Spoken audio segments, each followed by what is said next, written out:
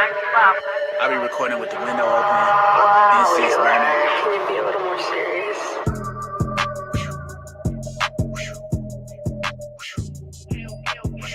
Yeah, on the beat, 95, got the heat. Cut it up.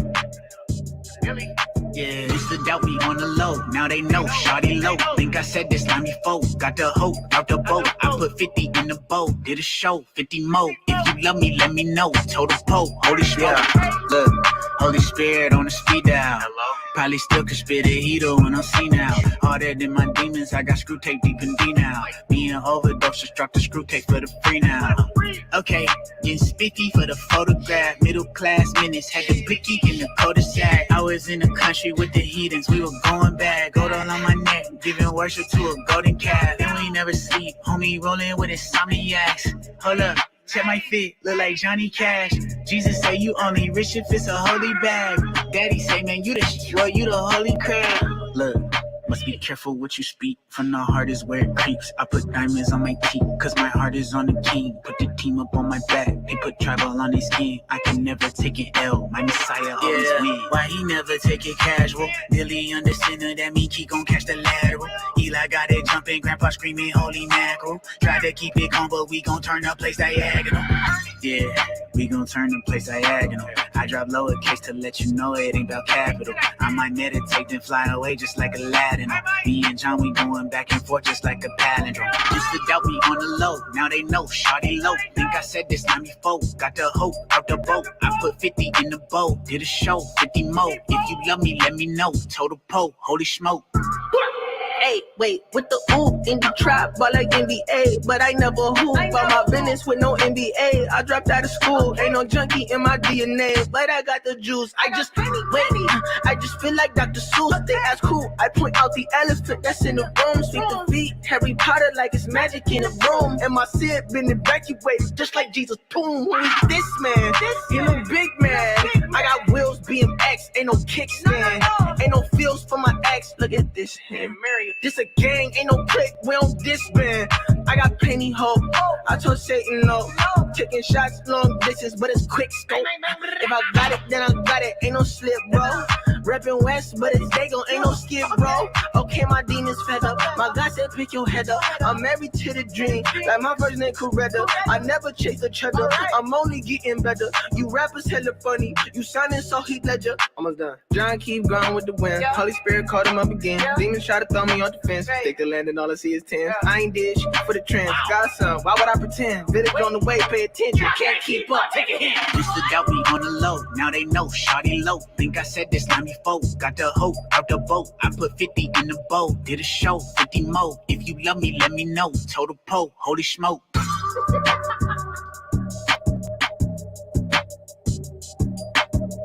Eli on the beat, 95, got the heat.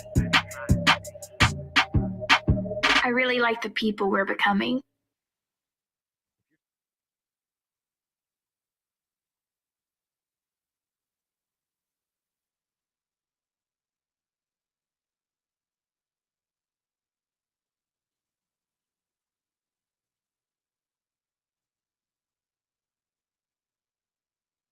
Wow. Shorty on the low.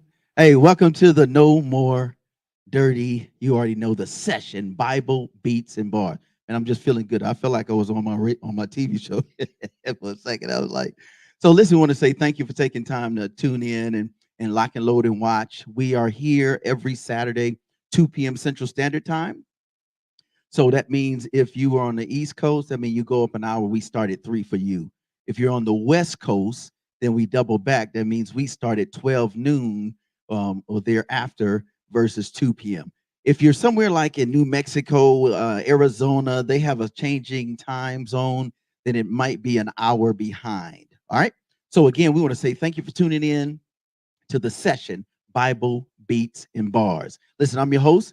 I'm excited because we are dead smack in the middle of this amazing series called Just Getting Your Life Together personally, intimately, before your marriage starts. So without any further ado, I'm going to bring in my homie. You already know, your friend, Dr. Michael A. Cross. What's going on, family? What's happening, bro? What's up, man? How y'all doing? Hey, hold on. Let's say we're gonna Good get to this be here sound right. again, Thank you. live on the session. There you go. There you go, man. You doing well, man? Oh yeah, yeah, all is well, man. We're doing good. Beautiful day today, so just glad to be alive and It is glad, gorgeous. as they say, glad to be seen and not viewed. For sure, man. I like, man. You just be traveling. I see you every time I see you. You on a traveling assignment. Well, we are glad that you stopped your assignment and Yeah, you man. fell off the session. Fell off right there at the session. Oh yeah, man. Good to be here. Good to be here, man. Well, listen, I'm excited about the continuation of this series, which is what's the name of the series, bro? You already know. I love it. Your title and how do you do what this is that you do? Oh man. So we're talking about saving your marriage before it starts. And we've dealt with so many hot topics, man. I mean, we've dealt with, mindset. We're going to deal with the red flags, and et Oh cetera. man, And today we're going to deal with communications, how to have better communications with your potential spouse while you're in a relationship. Like I said, you want to have that 18, 24 months. So yes, sir. yeah, man, good relationships, good communication. So let me do this. Let me go ahead and throw a scripture up, and then we need to go. I definitely want to take a minute to promote an amazing gospel stage play, and we're going to show you the video afterwards. But let me go to the flip the script, man. I think it's important to kind of set the tone. So let's do, Doc. I'm going to do the scripture or the text, Proverbs 25:11, if you don't mind. Mhm. All right. And it says, a word fitly spoken is like apples of gold in settings of silver. Bro, well, that right there is, look, first of all, King Solomon has some bars, man, like Oh yeah. Bible Oh beats and yeah. bars. If Yeah. he was right here kicking it with us today, bro, it would be something, man. I'm telling Oh you. yeah. Yeah. Let's Yeah. Yeah. dig in on that before we go to this, because I definitely want to take the time at the top of the hour and then at the bottom of the hour to share this play that I am personally promoting and pushing because it's going to be an amazing play. So let's talk about Proverbs 25:11. What's Yeah. that Real mean? briefly. Yeah. Briefly. It's important that we are very mindful of the words that we say. Words. The Bible says that your tongue is like a two-edged sword. And you can hurt and you can harm and you can uplift, individuals just by your words. And so what Proverbs is talking about is you watching what you say and being mindful and catching every phrase and catching every tone and making sure that your words are sweet and that they're savory and they're like apples in a bowl. You ever seen those real royal settings where they Yes, have sir. all this Yes, silver sir. and gold, all over the place and they put all these, fruits and different things in there? Well, it's appetizing. The reason why they put it out Like, there is so mm, that it is appetizing, so that you can grab a nice shiny, apple or orange or mango or, whatever it is. And so I that's what know. they're saying. Yeah, yeah. So they're saying your words need to be as appetizing as apples in a silver bowl, and that's what it simply means. Be watchful, be mindful of the words that you say, that they become appetizing, rather than, Minister Fred, Mm, bitter in your stomach. come on, boy, you preaching now, doctor. That's a You whole took nother the ball doctor game. on.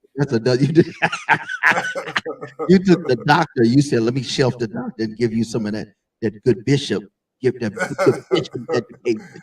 Listen, don't mess up with your Don't mess word. up. Yeah, So we're going to talk about that today on the yeah, yeah. session Bible Beats and Bars. Oh Listen, yeah. I'm excited, Doc. I am really excited because you know what? Some of us learn the hard way. Oh yes. A lot of us are still learning the hard way. Mm-hmm. You know what I'm Yeah, saying? yeah, So yeah. one more thing, Doc. Dr. Cross, why is it so important that we understand the value of words?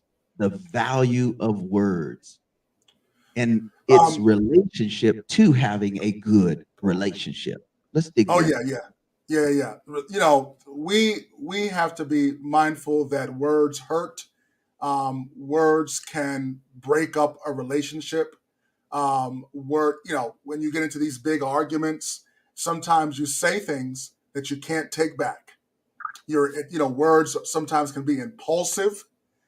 They can be hurtful. They can just dig deep. And when you can't take those words back, your words have consequences. And we've learned that just in relationships, in politics. We learned that at the pulpit when pastors are preaching and you trying to say a word and something slips out.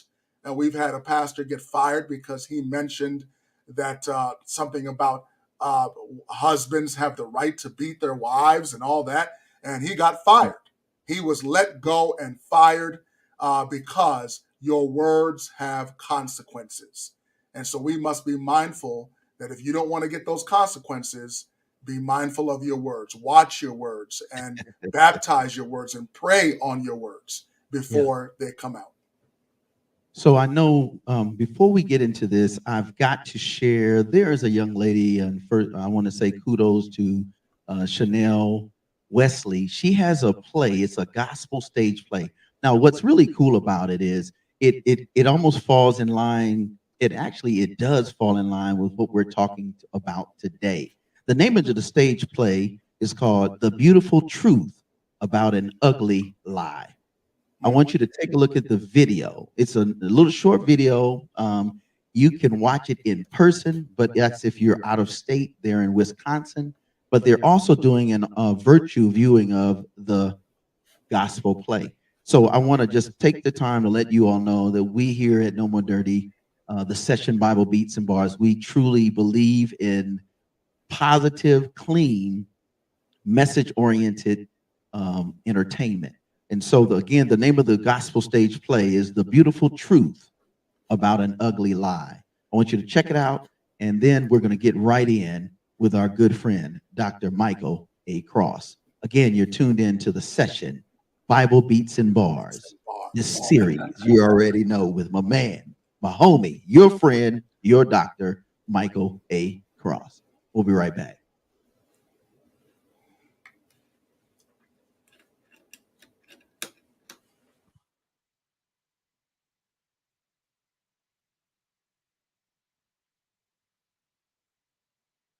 I guess every family has its secrets.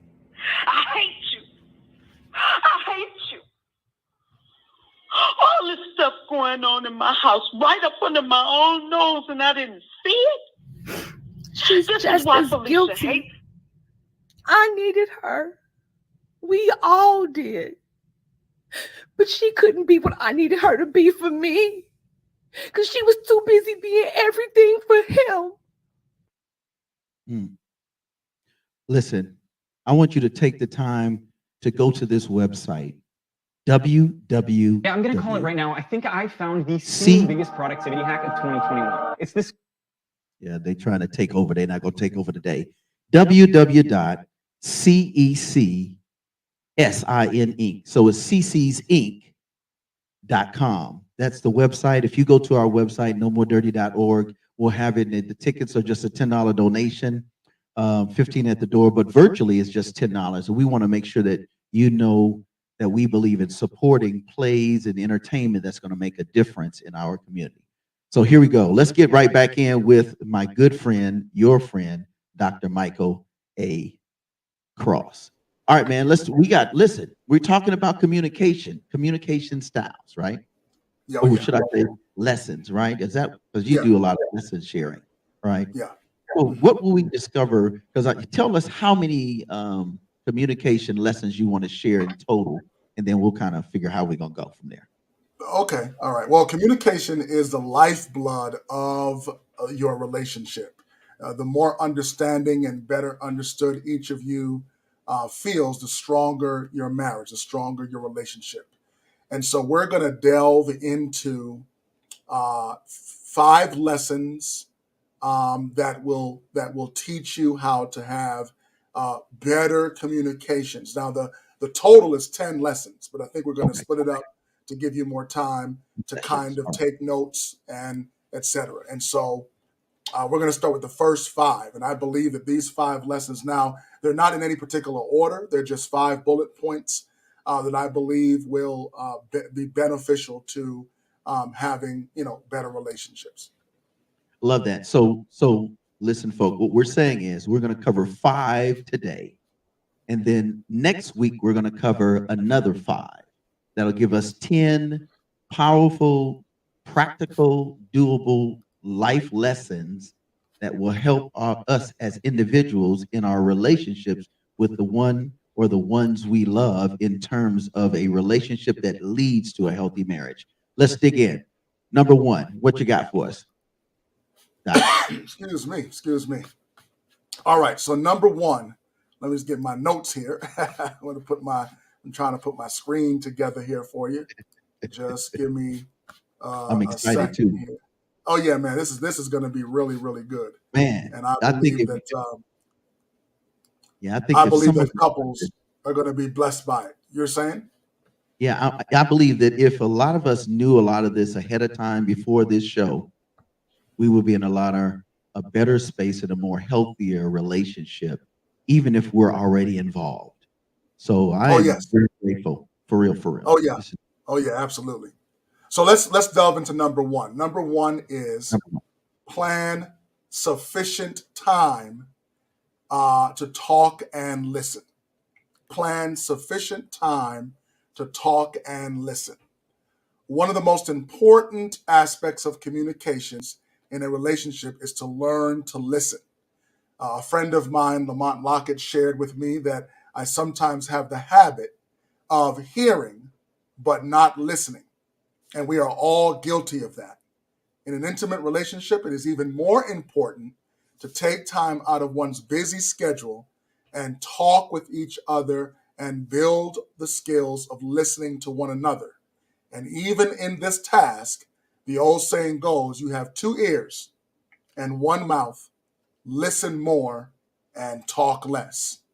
In times that you spend having intimate conversation as you learn about each other, it is beneficial to keep an open mind, be honest, open, and transparent, and most important, be willing to humble oneself to the love and compassion of your partner's most intimate details.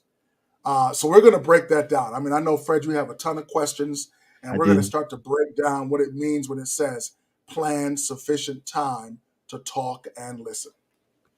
Listen, as you were talking, somebody just chimed in, hit us up, and said, "What does time actually look like, or how do I create this kind of time/space to have that intimate talk with my wife?" Sure, yeah, absolutely. One of the things that you could coming in hot, baby. They're coming in hot. Oh yeah, today. they come in hot. we appreciate that question. Yeah, one of the benefits of the time that you should spend is, we have busy schedules, we have careers, we have children, we have the bills, we have so many things that press against us, that give us that stress. And the best way to do that is, if you're in your bedchamber, take time to just sit and have a conversation, or make sure that on your date night, even date night. See, I know a couple, my good friend, very good friend, Myron Edmonds, and his beautiful wife, Dr. Myron Edmonds. And Dr. Myron Edmonds tells us in his ministry that even after him and his wife have been married for many, many years, they still have a date night. A date night. They take time out of their weekly schedule and decide a consistent date night that they go. Now, it could be, a walk on the beach. It could be, at an intimate restaurant. It could be, hey, I'll cook and we stay home and we have a date night, intimate date night in the home when the kids are away, etc.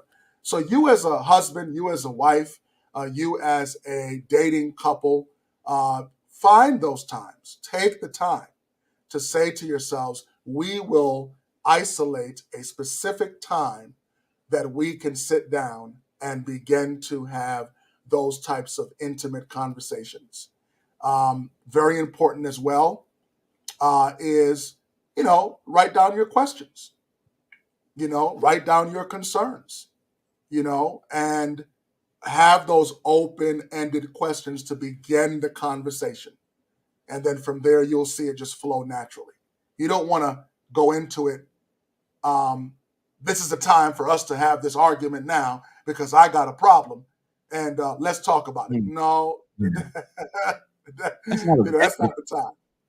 Yeah, and it's not objective at all. That's just Right, I'm sneaking in a low blow or right, a crazy conversation that could have probably been resolved by just conversating instead of being accusatory. right, That's right, right. Exactly. Yeah. Don't make that time acrimonious. Don't make that time the time that you want to get stuff off your chest and start blaming, because what happens is it will devolve into an argument or into a resentment or into, okay, honey, you put this candlelit dinner, and this violin next to us, you know, and you did all of this just so that you can air your dirty concerns and then argue over. No, no, no. That is not the time to do that. The time to do that is when you precursor that by saying, honey, we have a concern and let's talk about it. But planning sufficient time to talk and listen requires you to be humble, to listen to your partner, to hear their words and what they have to say, and also to show that you care about your time and their time together. And so that's very important. I have a question. Another question came in, and the gentleman said, "Thank you." The question here is, with what you just shared, what is the average time will you recommend that we spend with each other doing what it is we need to do in terms of a conversation or even just quality time? Yeah, quality time. Yeah. I mean, a good barometer would probably be like an hour and a half. A good hour and a half should not be too bad. Maybe 2 hours, depending on the intensity of your quality time together. So I would say, yeah, about an hour and a half to 2 hours is good.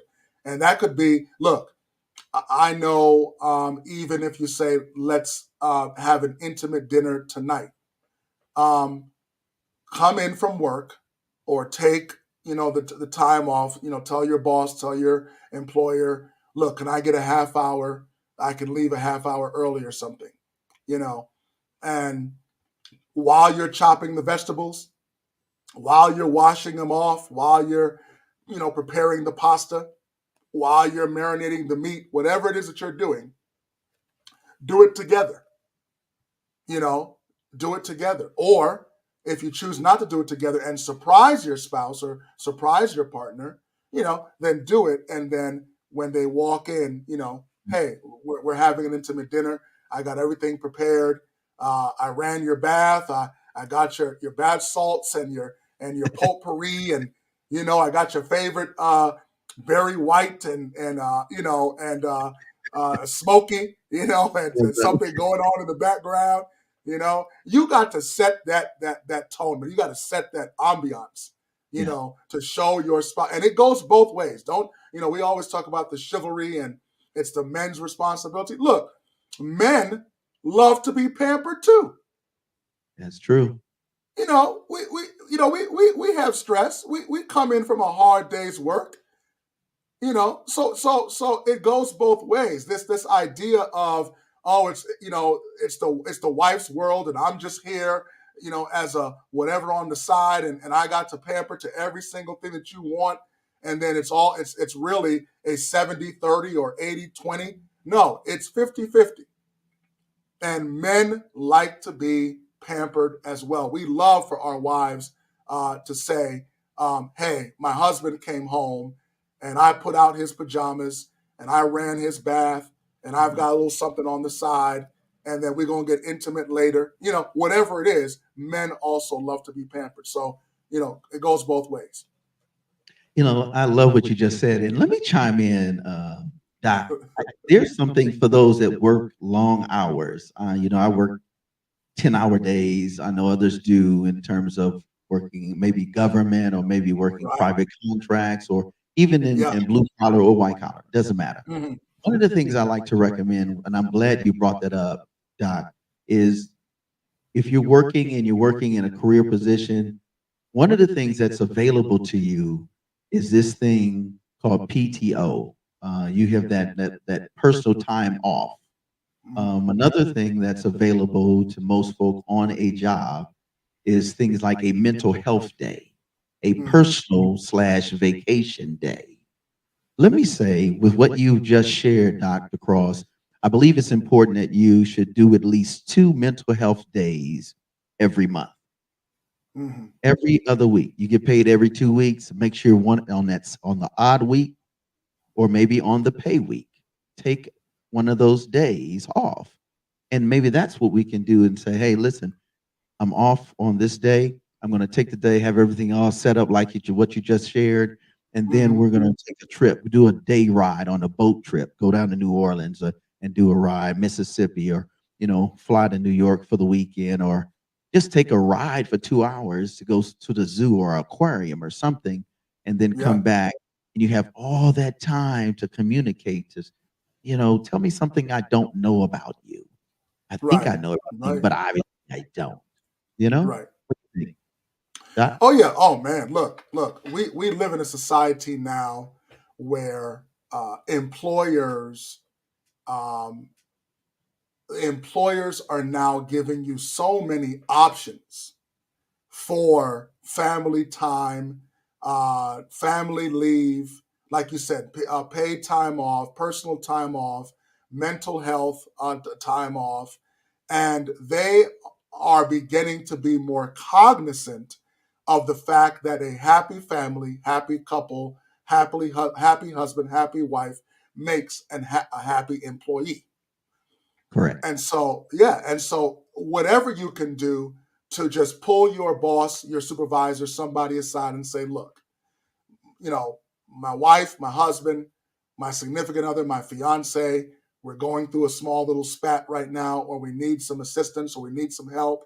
Can I Yeah. utilize and avail myself of these different days, vacations, holiday times, and all these different days once or twice a month to spend time to get these things resolved and to really invest in time? And I guarantee you, like you said, you take that Mhm. trip to New Orleans, you take that boat trip, you go on the weekend and find you a nice little corner of the park and do a nice little, picnic on the park with just you and her with a nice, little basket with food, whatever it is. Spend Yeah. time. Correct. Monday morning, who you think gonna come into work? De-stressed, Smiling feeling and good, grooving, skipping. skipping, big smile on their face. Yeah. Yeah, I love Both of that. them gonna come to work ready to Right. come in and put their time in to say, hey man, supervisor, boss, thank you so much. We spent a weekend just enjoying each other, and I'm coming back to work ready to give you my 100%. But you You know don't what? I want love someone coming to work and they Woo. all been out of shape, you know, mad at the world, and production goes down, By So 30% minimum. right. Yeah. And so you're right. It's very important that you take those times off and invest in your significant other. So let me chime in too. Now, for those who have supervisors and bosses that are not so understanding, let me just say, if you are working for a company that has those things available, one of the things you may want to do is go and speak with HR and find out how many hours you have Hmm. available to do that, to take some time. And then you can ask for recommendations from HR, because HR is just going to give you the facts. And then the other thing is, if you are in an environment where you're not comfortable sharing, just say, hey, you just all you need to do is just put your time in and make your move and go on about your business. And then for those that are not married but have an interest, right, and you have children, be sure to look at the daycare options. Some of the bigger or franchise organizations have on daycare, and then there are also referrals if you're an employee of a corporation, a company, an agency, or a nonprofit. So I just wanted to throw those in because I've had a supervisor, we didn't see eye to eye, and I never said anything. I just took my days, and it was good. I came back happy, knowing I was going into a very non-accepting environment, but got the work done anyway. All right, so let's go to two. Let's go look at two. What you got for us? The second communication lesson. Let me go back to one little point you made, Minister Fred, about Sure. number one and talking about sufficient time off to talk and listen. That also includes those blended family, those children. Because let's say you're dating and one or the other couple has already children from a previous relationship, right? You don't want to just spend your time only with her or him because you love him or her, and then you don't have any time with their children. So that spending time off also includes building a relationship with the children that will eventually turn into your stepchildren. Wow, that's powerful. That's vital too.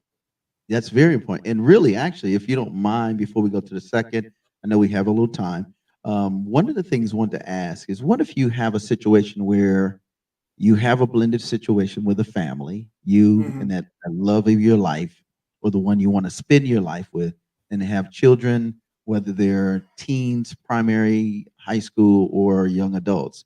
What would you say to that individual who is in this situation with this young lady or man, and there's not a great relationship established? What are some things to do to maybe be able to help establish this family dynamic, even though I ain't your daddy and you ain't my mama, that kind of thing?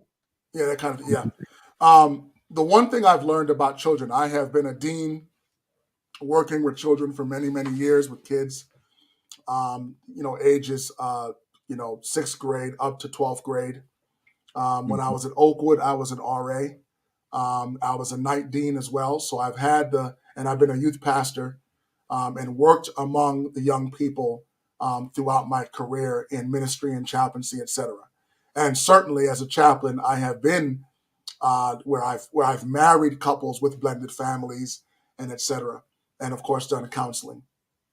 And one of the things that we learn about children is when you take an interest in their hobbies and their likes and what the things that they engage in, when you take that interest, they become interested in you.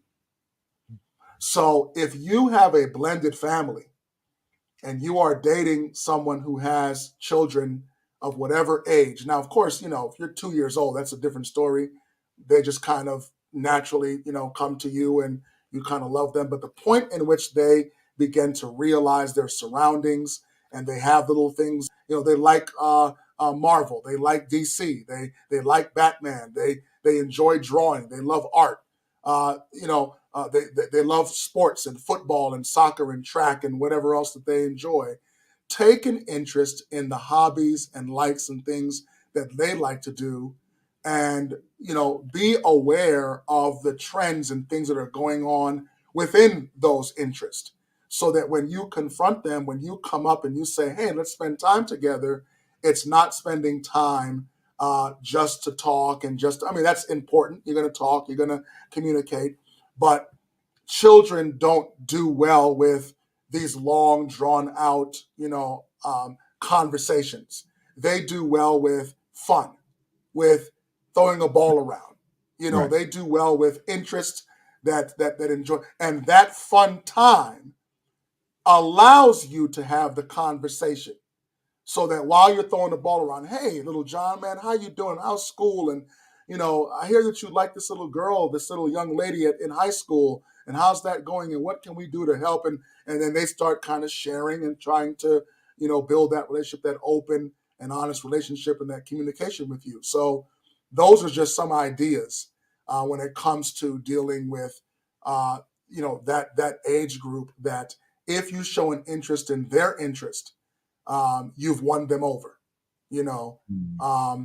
and then later on in life, later on as they get older, they will realize that, yes, you may not be mom, you may not be my biological dad, but you can be a role model to me as a stepfather, stepmother, that I can, lean on and depend on and come to when, life lessons and life situations happen.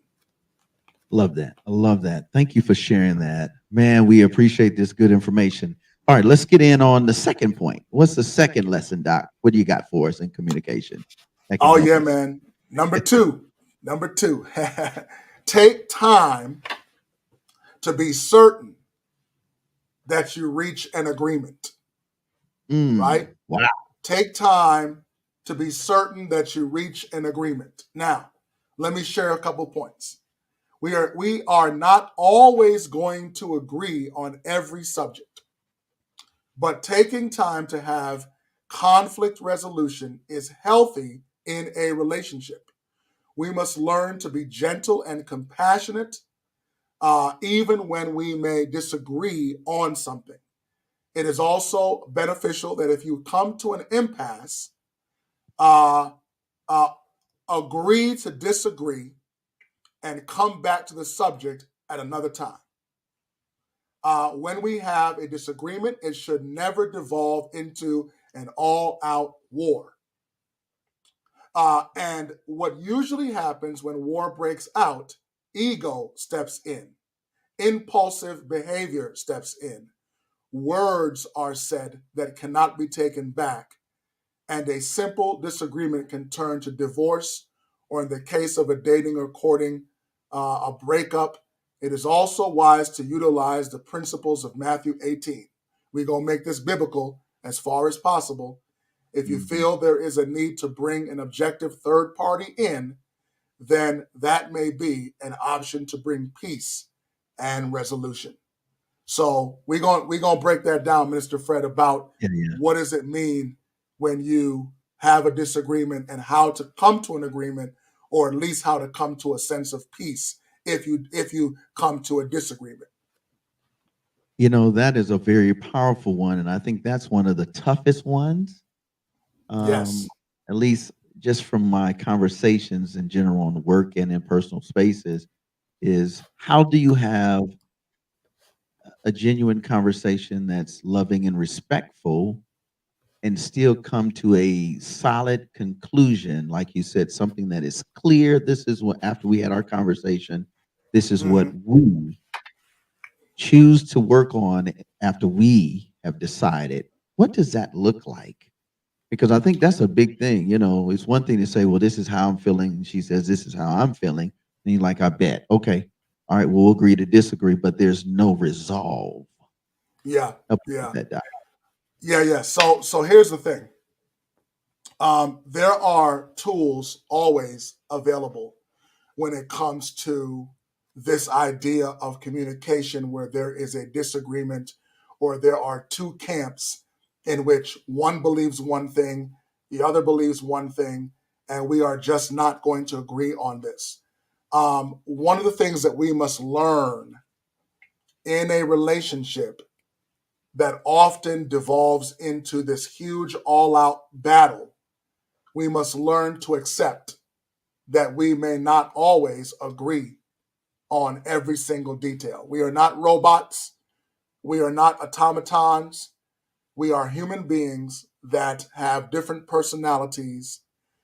You come to a relationship from all kinds of external sources that press upon your worldview. And so your parents may give you a worldview on a particular topic. Politics may give you a worldview. Religion may give you a worldview. Your friends and your buddies and your pals and your coworkers and your employer may give you a worldview. And those worldviews may be different. That opinion, that position may be different from your spouse, from your partner. And while you may discuss it, you may bring in a third party, objective third party. You may come to someone like myself, a counselor, to help you to kind of look at it from a different perspective. You may get to a point where we say, look, I've heard all of that. I understand.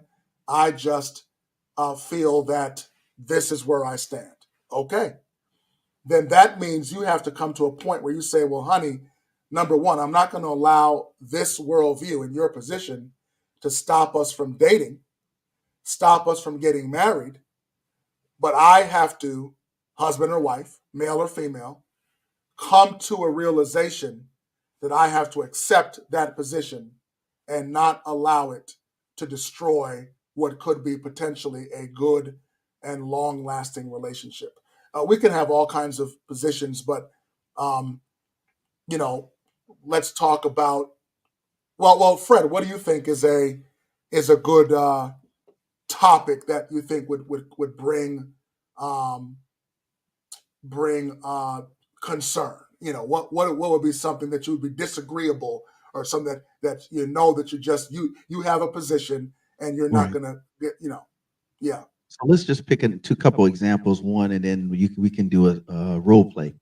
So Yeah. one of the individuals in this amazing relationship sees discipline different. One says, I'm a little bit more traditional, where some might believe in still some form of spanking or some form of punishment in terms of that. And the other might say, I don't spank at all. What I do Mhm. is I have a conversation, I take things away, um, time out, whatever the case may be. That I think that's a very big one. I see that all the time when I'm having conversations with my families Mhm. on the job. So I think that will be that's a very popular one. And then the second thing would be how you see intimacy from your love language. My love Mhm. language is touching affection. Mine is um, recognition, words and what have you. Well, I need more. No, you need less. Those kind of things. So, what would you say to those two? Yeah. Oh man, wow, those are two very powerful ones for real. Let's address um, the discipline part. Discipline. Yes. Um, the first thing that I think would be most important is for both individuals to do some research and to get a professional involved that deals specifically with child development, Powerful. Very good. right? To understand what are the um, collateral damages, or what are the psychological concerns, and what are the long term um, issues that may arise specific to that child, because you Mm, can't make it a broad stroke on all children, right? yes. Um, and so, what you have to look at is to have an expert come in and say, all right, both of you have a position of one spanks, one believes in corporal punishment, and another one believes in communication, talking, grounding, taking away, limitations, and being able to have the child understand the reason Right. behind why these things are happening because of your behavior. And if you bring someone in that is able to come to a common ground, then maybe a spanking can be subdued to twice a year, and maybe a slap on the wrist, or maybe just a firm, in the face, this, we don't tolerate this behavior, and you Right. will not speak to your mama and your daddy or your brothers or your sisters or the teacher this way. you Powerful. know Yeah. Yeah. so you got to find a common ground that says, because if you don't do that, and you feel that I'm gonna just keep spanking and then I'm gonna keep talking, what you're going to find is you're going to find the child growing up with conflict And manipulation can be a part of that as well. and resentment. That child will know how to move when they want what they Right. want, and kind of Right. bob and weave like they're running on a field trying to make it to the field goal. Right. They know they can get away with certain things with mom, because mom's only going to talk to me. Mom's only going to take my Oh, little game station away. Mom's going to mm, say, "Oh, you can't go to this and can't go to that. You're grounded for a week, et cetera, et cetera. No TV, no whatever." right. Dad is going to pull out the belt, Or you right? just you won't go to the prom. Oh my, that'll be Right, like, right. That's the end of the Right. world for a teenager. Right, exactly. And so what happens is, I know that I can, great point, Minister Fred, Yeah, manipulate my mom more than I can manipulate my dad. I think And that's I can push powerful. the envelope, Yeah. And Yeah. it ultimately, you're absolutely right, Doc. And I hope this is helping you all, because this is just really great information. But I think the Mhm. other thing that's powerful point you're saying that's underlying is that if there's no resolve in this communication, when no matter what the subject matter is or the concern is, you keep a wedge apart. You never can be the two becoming one, because you Yeah, always got this beef on the left side, on the right side, and right. it's always going to be something that can be used to destroy you, all through Yes. miss or Yeah, dis or non-communication. yeah. Love it.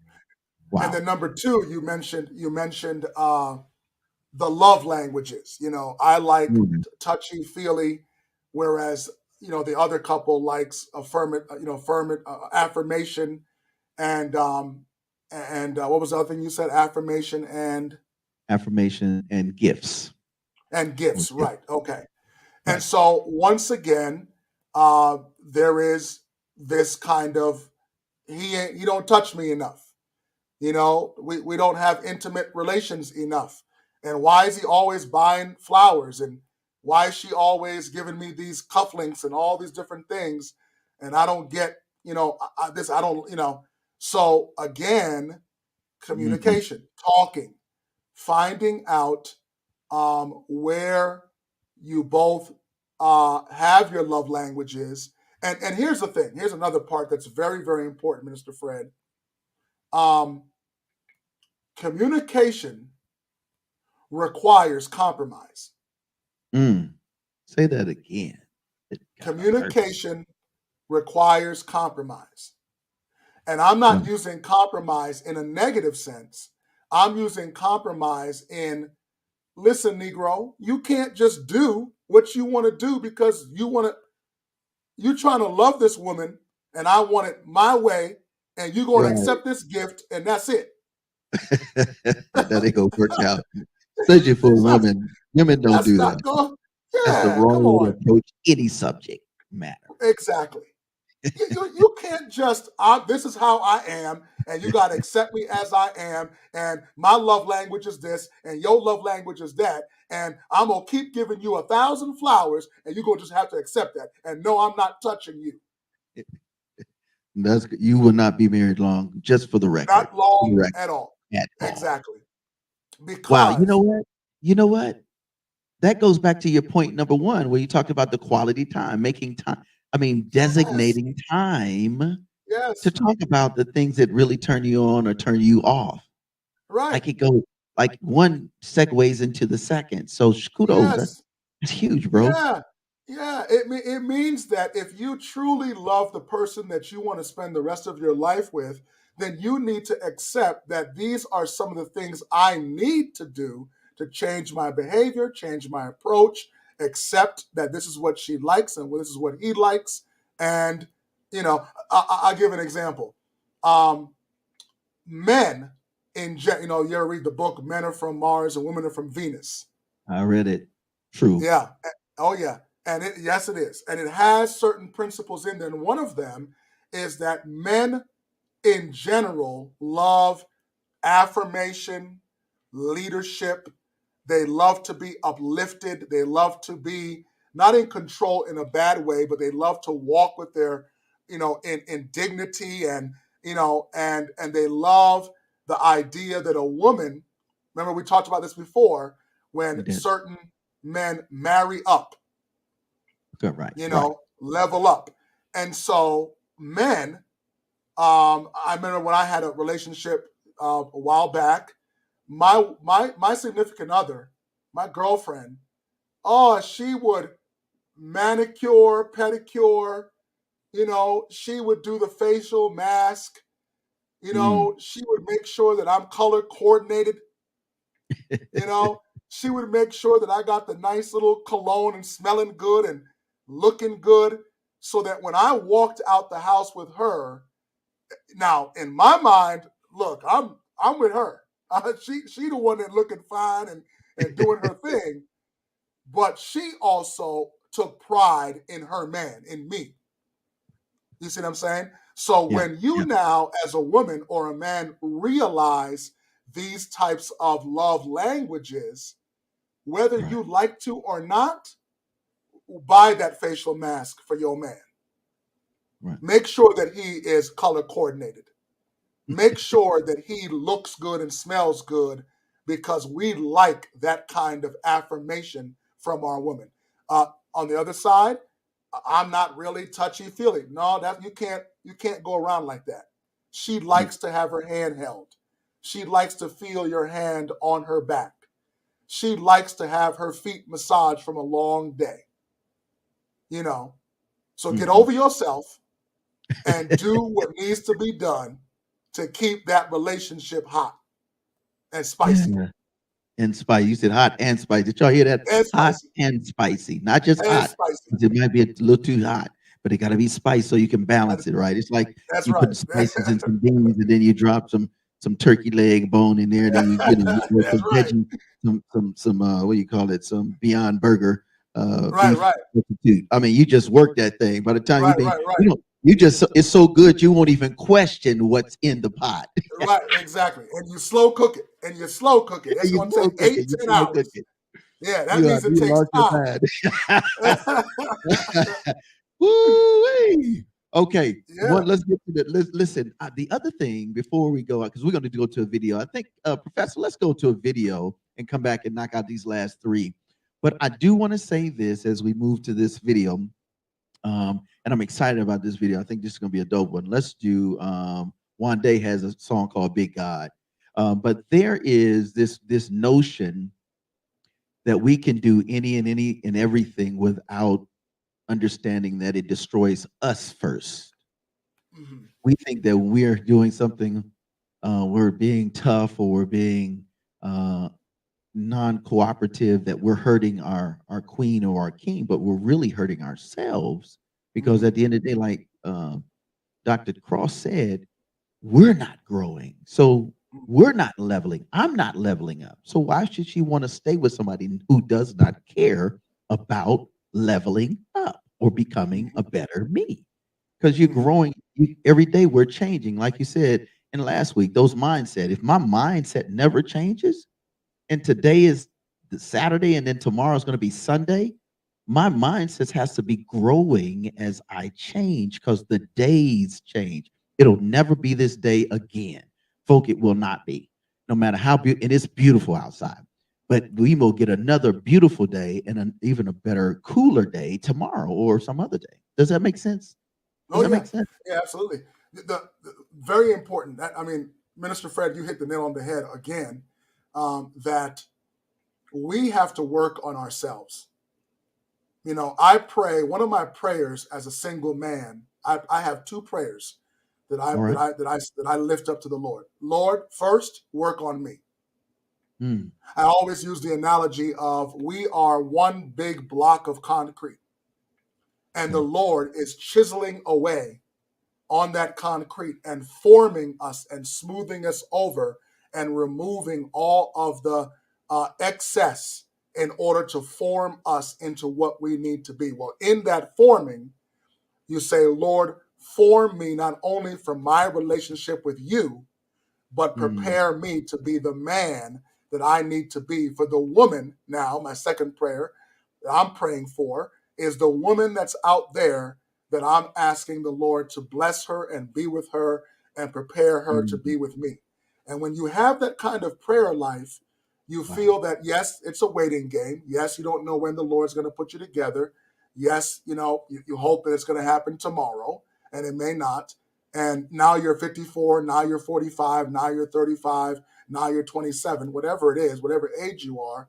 But Right. those prayers mean that both people, both individuals should be working on themselves to prepare to go into a loving relationship. And these are this entire month tools that Yeah. Minister Fred is really dealing with, working on me, mindset, Correct. expectations, Correct. red flags, Correct. communication, Right. you know, all the things that say me first. Right. Because you can't cannot, give. you don't want to wait till you get down the aisle. Correct. And you don't want to wait till you're 5, 7, 8, 10 years in, you know, and you have not resolved certain things. Now, yes, stresses change, jobs change, gravity takes over, marriage happens, kids come, and of certainly circumstances change even in the marriage. Yes. But that's the reason why I recommend that you are continually in that growing process. Look, you could be 50 years married, and you should still be learning and growing.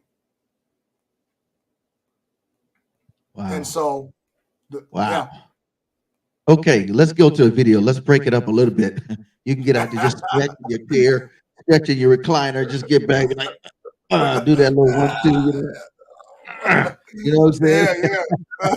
We're going to go to this video by Wande. Shout out to Reach Records and shout out to everybody that has taken the time. Don't forget to, if you see on the screen, this is ways you can support us as we continue to support you and the community with great information. So here it is. You're listening to the session, Bible Beats and Bars, with our amazing friend and amazing Dr. Michael A. Cross. We'll be right back. Enjoy the video. No more dirty. No more dirty, baby. No more dirty, baby.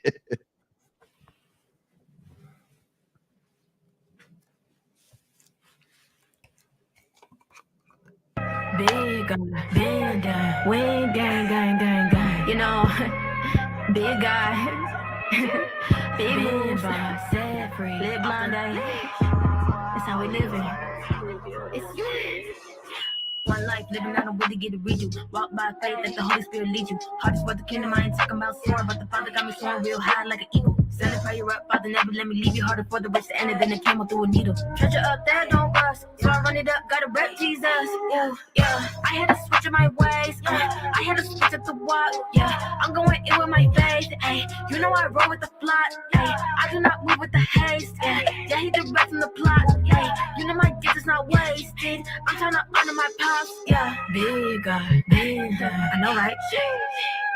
Big boss, set free, off the, ayy, with the eye wouldn't try me, ayy, with the most high key, yeah, copy y'all unlikely, yeah, baby I don't follow I lead, yeah, feeling like a fresh white tee, ayy, grace that drip on me, ayy, money can't really buy me, ayy, some of y'all press this tea, ayy, feeling like a fresh white tee, ayy, grace that drip on me, ayy, money can't really buy me, ayy, reckless, ayy, I ain't fearing no man, what is he gonna do, gotta believe I'm shot like it's Pikachu, see I'm walking by faith, all in spite of my fright, I ain't gotta have sight, ain't no peekaboo, if you out trying to sin, I can't link with you, if it ain't in his will, I relinquish too, God is all that I need, see I'm living in deep, but it can't just be me, gotta free him too, yeah, ooh.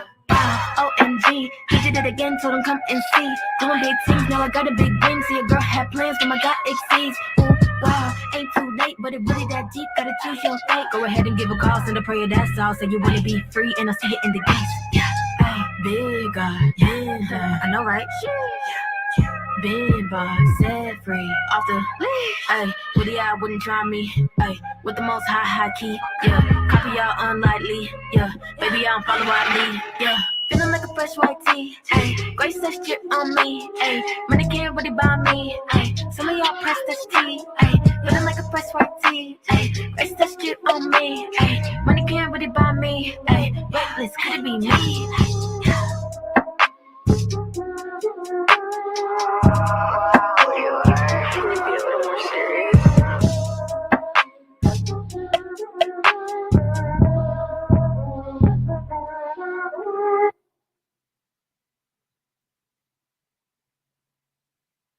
The blood of Christ made us clean. The No More Dirty TV show, hosted by Minister Fred 2, airing the cleanest and dopest music videos in the industry every Wednesday and Friday at 7:30 p.m. Central Standard Time on the No More Dirty Inc. YouTube channel. We got clean, positive Christian hip-hop and urban music for your viewing and listening pleasure. We also have music video exclusives, interviews, ciphers, life lessons, and more.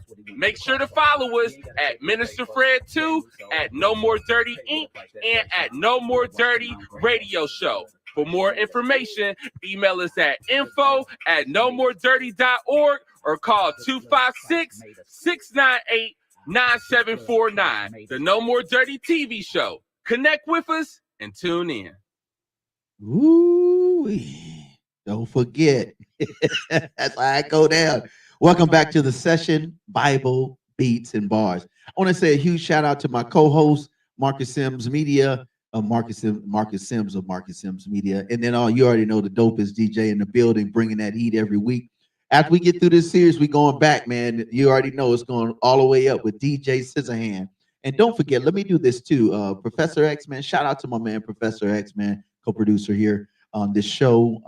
Let's throw up my man, DJ Scissorhand's show, because tonight at 9 o'clock, every Saturday night at 9 p.m., we do our best to make sure that you get some of the most cleaned, baptized, secular beats. I mean, this dude baptized beats like it was never a piece of profanity or illicit message in it. I'm telling you, DJ Scissorhand is my man. He is amazing.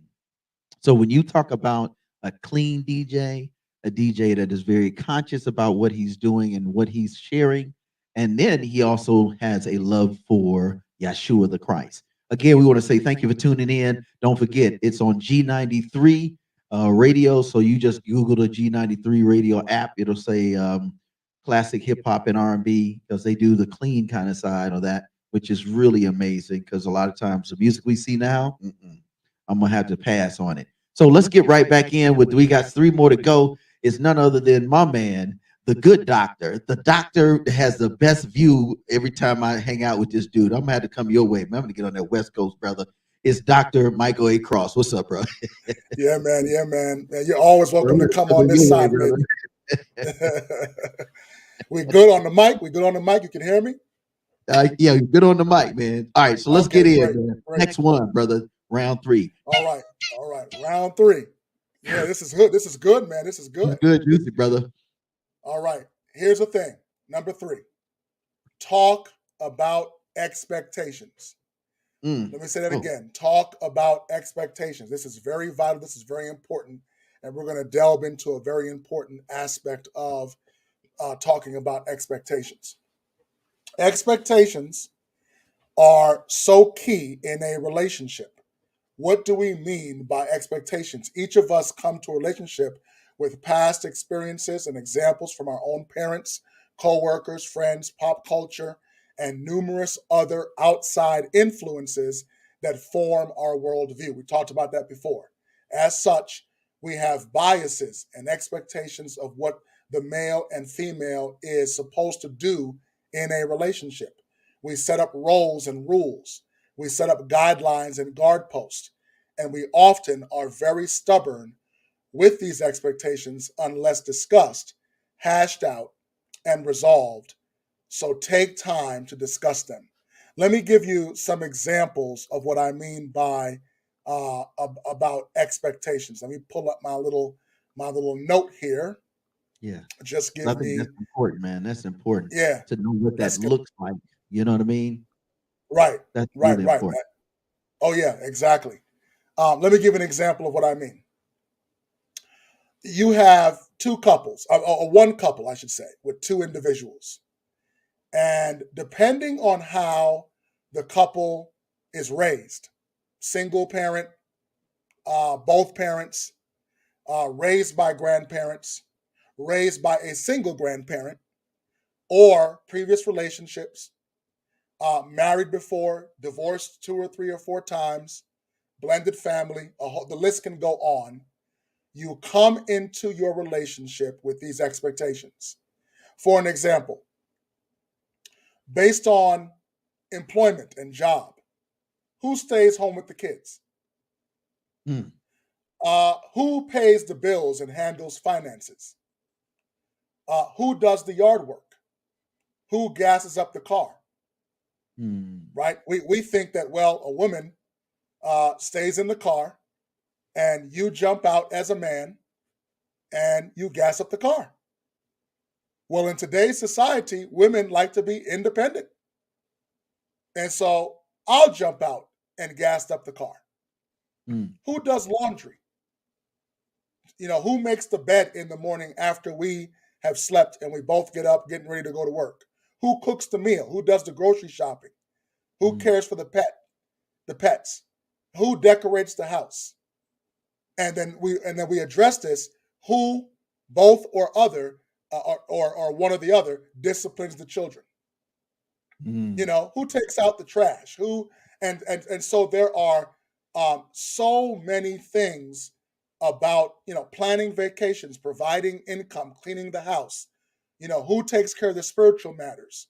Who does the auto maintenance? And so the list goes on and on and on. And today, back in the day, it was just the man. The man did all the hard work, all the muscle, all the provider, the farm work. The woman stayed at home. She was a stay-at-home mom, child rearing. I hate to say the derogative term, but it's barefoot and pregnant. That's your role. The leave it to Beaver.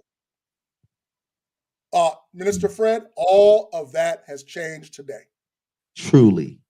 Let me jump in here, and first of all, I want to say thank you for bringing this point up. This is a very powerful point, and I'm going to say this because there's a lot of people that listen. This point is so crucial because what it is it just basically says, where are we in the way we communicate? You share with us some things about communication, but now it's crucial that we have that conversation, because if we're not having a conversation, you won't know what your queen likes. You won't know how your queen wants you to do what it is she is expecting or would like for you to do. Then it's all based upon assumptions. Well, babe, I thought, well, babe, you didn't ask me. Well, babe, you didn't last time. Well, I thought well, honey, you just didn't ask me. You should have just asked me if I want to do this, do that. And then you find yourself in this space of, I don't think I know my man. I don't think I know my wife. I don't think I know my queen, my girlfriend. And you're just in a very, oh man, confusing state. And that's, the devil love that kind of stuff. He jump in, Doc, and he will just mess up your stuff. So I think this is a very crucial one, because it's really the intricate details of what an expectation looks like. Right. And then we could go in. What do you think, Doc? Talk to me. Oh yeah. I mean, and like I said before, compromise. What I mean by that is there are let me share this. Okay. We have certain single habits and single lifestyles and single expectations that we bring into the relationship. Things that I am just not going to do because my daddy didn't do it. Things that I'm not going to tolerate because my mom didn't tolerate. Things that by way of communication that I'm just, that's how I am. I'm single. This is me. And you're going to have to accept me the way I am. And you're not going to get far in a relationship if you're not willing to submit, humble, and say, well, maybe if we talk about child discipline, if we talk about who takes out the trash, if we talk about home maintenance and home management, if we talk about, I'll give another example. You get married, and, the typical thing is the male is usually the breadwinner. Right? Right. But your wife, usually, but your wife gets her master's degree, gets her doctorate, or gets a blessing of a good job that now makes her a top executive, and she becomes the breadwinner. Come on. Now, how do you feel about that? Are you gonna feel castrated? Are you gonna feel second class? Are you gonna feel like she's now taking control of everything, and I, and I'm just here for the sex or for the kids or for the stability, or are we going to sit down as a couple and Come on talk now. about, honey, the roles have changed, which is fine, and what are now the expectations of you working longer hours, being on the road, bringing home the bacon, and what do you expect me to do if I have to now move from full time to part time, and Right. now I, the husband, become the raising of the children, managing the home, cooking, and etc. That is typically the female role. So, and I love that because it's almost like daddy daycare. You start looking at some of the movies out there Right, where right. um, the woman made more money. And I think the other question that comes up is, how do you have that conversation? It's Yeah, definitely important, and I'm going to be transparent on this side. Um, if I had known that that was a very important conversation to have, and I know there are thousands of men that are listening, that are going like, "Man, Fred, I blew it. I straight up blew it. I thought because yeah, my dad ran the house all my life, came from a traditional background, blah blah blah. You know, whatever that scenario right, is. But I right. think these communication lessons are so important, folks, because at the end of the day, this is the beauty of learning about your girlfriend, your boyfriend, your spouse, and saying, "Babe, tell me what it was like when you grew up." One, tell me what your thoughts are now that you make as much or more. Would you prefer me to come off the job and be, again, these are amazing tips, Doc. Oh These yeah, are yeah, yeah, like, yeah. I mean, can you imagine being that guy that could say, "Hey, listen, I'll take care of the home. I'll make sure I pick up the kids. I'll do whatever I got to do. But what I'd like for you to do now is you're going to have to make sure you get with executive management and say, I will every Friday. I want to be off because that's my demand. If you take this position or whatever you discuss how that goes so that you'll have your Right, still quality time, your date night, or we a nanny to take care of the kids and we go out of 1 month because just different right, things. right. And Yeah, yeah, I mean, yeah. this is powerful, Dr. Cross. Like, this information costs a lot of money. You're getting a lot of information, folks. Yeah, And man. that's Yeah, not to discredit yeah. that you will have to call him and set an appointment, and you're gonna have to pay my man when it's time. But Right. imagine 18 to 24 months of getting this out the way before Yes. you even walk down the aisle. You will know for sure if that's your boo. You'll know for Yeah. sure. No question. No question. You'll know for sure. And yeah, and I had a friend that said, well, I mean, and let me give you a little bit of a feedback, constructive criticism. Well, Dr. Cross, all this is fine and dandy, but you're not married. I said, okay. Number two, um, and things change when you get married. And I said, yep, you're correct. However, I don't need to be married, and when you're married, things don't change from the things that I'm telling you now that you should have known and could have known prior to going down the aisle, that now you're trying to fix 5 and 6 and 10 years in. Come on now. Wow. I don't need to be married to tell you not to beat your wife, Come on. not to castrate your husband. Come on. I don't need to be married to tell you that communication is important in all aspects of business, Hollywood, corporate, friendship, marriage, relationship, mom and dad, husband, wife, etc. These are universal principles Yeah. that Yeah.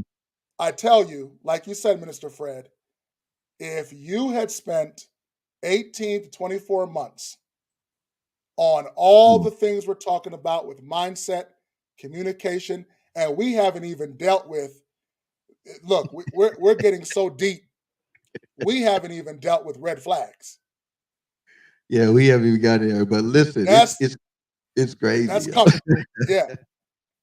And so would you rather have a solid toolbox of skills and Come on. ideas and things that you can do on month number 24, day number 30, when she says and you say, I do, then have nothing, and you go down the aisle, and nothing's resolved. You have no skills, no anything. But remember the mindset? Oh, we're just romantic. We're good. We have sex. We have a couple children. We're good. But you know nothing about your spouse. And then when things begin to now seep in, honey, that trash has been piling up for 2 weeks. What's going on? Well, that's your responsibility. Oh my goodness. Here we go. Here we go. Honey, I cooked, and I'm expecting that if I cook, you wash the dishes. Right. Well, but honey, I thought that we were in this together and we washed the dishes together. Ooh-wee. Right? Well, and so this is serious. expectations. And one last thing before I let you continue, Fred. You talked about the devil is real, conflict is real, and let me tell you something. All it takes is any one of the 152, 300 expectations to be an issue that starts this small and goes to this big, and now you're down the aisle of divorce. You know what? I was sitting here listening to you, and Spirit was like, I want you to calculate this. I calculated my counselor. I have a counselor that I do, just my chiropractic counselor, right? And I calculated just doing my, my assessment, came to $400. Let's just do that. $400. Yeah. Oh, what are you trying to say, Professor? Yeah, I have a counselor. Right. No, I think it's healthy. It's healthy to have, so you have something to bounce off. Think about it. You spend $400 doing a couple sessions, then what? $7,500 a session. But you glean this kind of information. But if I was going to go buy me some sneakers, come on now, some J, I might get 3 pair of J, two, depends on what, if it's retro, it's only 2 pair of J's, 3 pair if you're just regular 75s, and most sneakers run 70 to 100. You're wearing sneakers that's not gonna help you grow. It's just gonna make you look good. But you can go to a certified board counselor like my man and glean. You and your loved one can glean and grow. Yeah. So was the $400 worth it? Buying the sneakers, or the $400 worth growing your relationship that's going to forever change? I mean, that's facts. Yes. Oh yeah. And I wish at the time, I wish I would have had you counseling me when I was in a past relationship, because I'm looking, I'm going, be honest. Let me tell you, man, I text my ex and I apologize. Since we've been on here, I had to make amends a while back. And I was like, you know what? I didn't get it. My apology. Yeah. My apology. Yeah. Yeah. And now I know how to do better. I'm going to be better. I'm going to be a better person.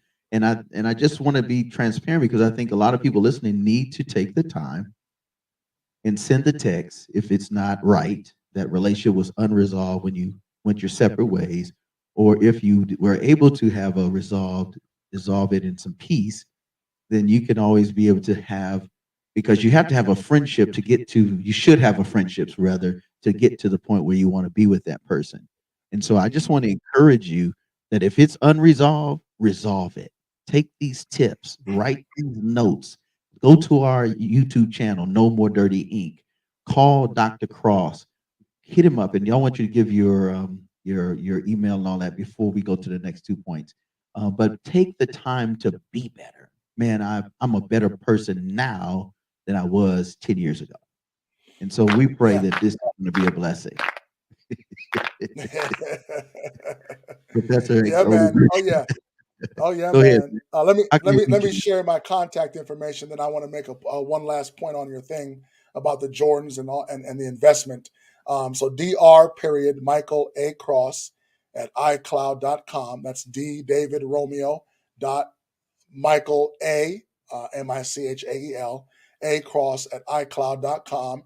And then you can always reach me out, 505-975-8888.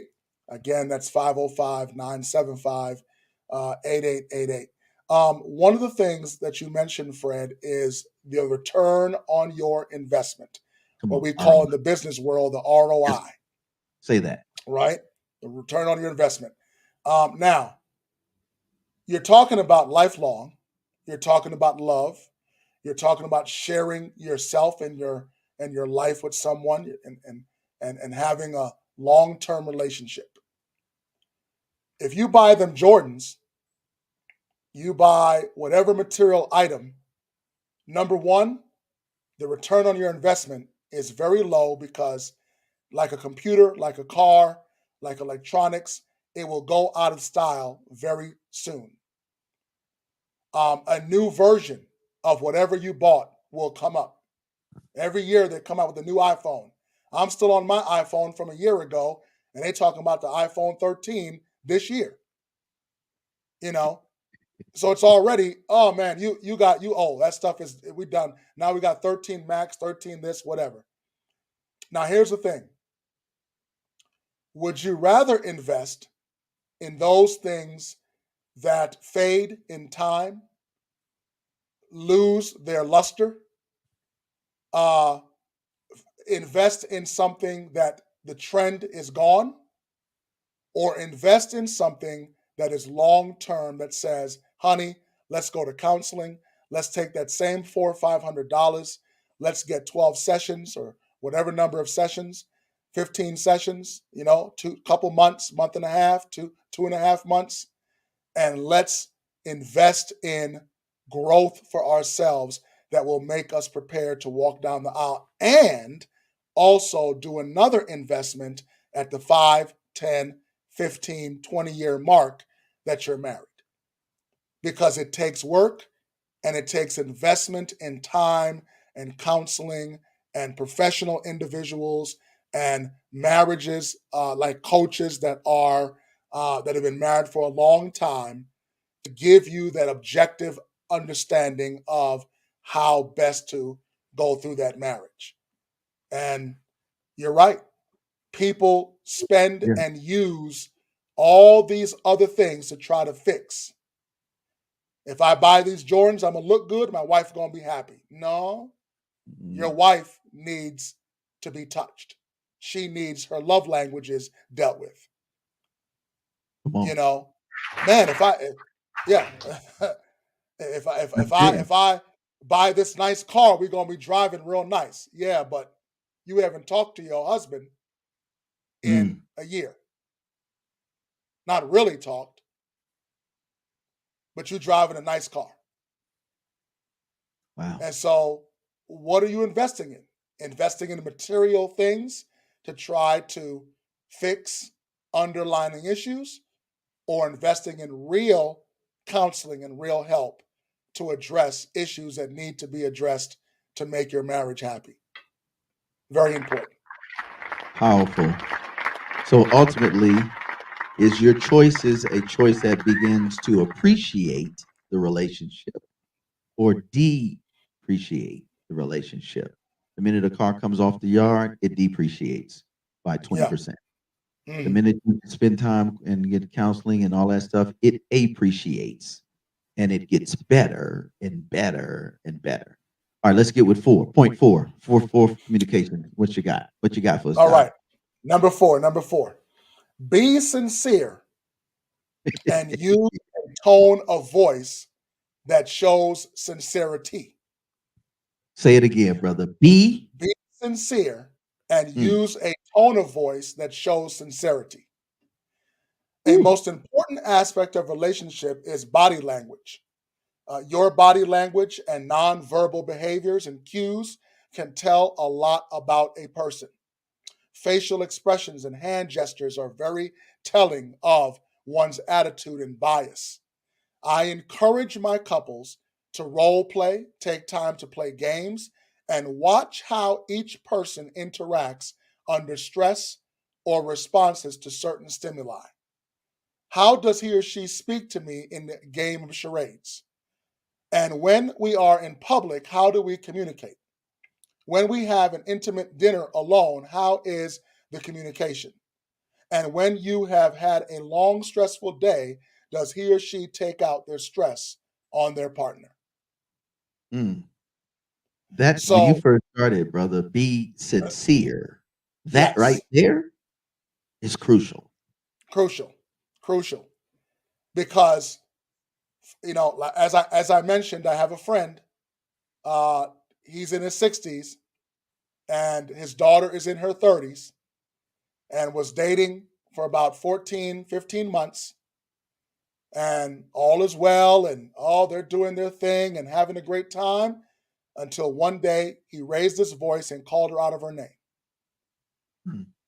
She packed up, and she is gone and single again today, because she will not tolerate insincerity, raising a voice, and because you're stressed and because of whatever your past, whatever is, you think it is ideal and acceptable to raise your voice at me and call me out of my name. And if that doesn't get resolved, or you think you can get away with it, it turns into verbal and physical abuse. Ooh. Yeah. Go ahead. And a lot of times, the verbal and voice. Look, you can tell when somebody is being smart with you, as the old folks say. Someone who is looking to get into an argument with you. They are vying for conflict. They strive for conflict. They live in drama. Yeah. They look for every negative thing on a cloudy day, on a sunny day. And when you have that kind of personality, that negative personality, it comes across in your body language, in your voice, etc. And it's even more potent when now you are engaged in an intimate relationship where the person sees you every day, interacts every day. And if you don't nip that thing in the bud and say, honey, you can't talk to me that way. Honey, you need to be a little bit more softer. Honey, I'm not into all that drama and all this back and forth. If you don't resolve it, it can destroy any form of communication with couples. Again, it goes back to what you said before, the quality time. And when you're together, what are those expectations? Being very, very, very, very concise and clear. And then making sure that what you say lines up with how your body responds or reacts, or how you use your body language. Because your body's going to tell the truth when you're not. Your body going to be you when you're not trying to be you. That's what I learned. You're like, yeah, I love you. And you're really irritated, and you really don't care. You're just saying that so you can just brush the situation off. So I think that's powerful. That is powerful. And the other thing I'll say, and then we'll move right on to the fifth point. I think it was important what you said was body language is important, because body language is the internal bleeding out of the external as a result of what is inside. So whatever how you dealing with it on the inside is going to bleed out. It's going to ooze out. It's going to slip out. It's going to be and it's just like being pessimistic on the inside and everything is negative on the outside. Never satisfied. And it's just very, very toxic. I think that's the other thing that when I was listening to you is that if we're not careful, the Bible says, don't let your good be evil spoken of. But you can say all day, I love you, but how I treat you says I don't care about you. And so we, meaning I, you, us, all of us listening and will listen, we have to really be conscious about what's going on. And I think that's where God comes in a certified Christian counselor that's seriously board certified can say, hey, 18 months. How many months y'all been together? Have you all considered this? What's next for us? What should I expect? Or how do I treat you? What is your love language? Why should I, by the time you get through with this stuff, you're gonna be so all into each other, you ain't gonna be able to, you got to pull each other off just to go to work or something. You know what I mean? Right. You'll be Yeah, like, yeah, I don't yeah. even want to leave. The bedroom is so good up in here. I don't even want, let's go walk. You'll be taking your lunch break and connecting, which is great. It's just what I'm saying. Yeah. Fred, you bring up another good point. Here's one thing I tell people all the time. And you and I know this. Let me go even all the way back to even middle school. Okay. You're interested in a young lady, a young man, and what's the first thing you do? You put on a mask. Right? We learned that from childhood. We put on our best behavior.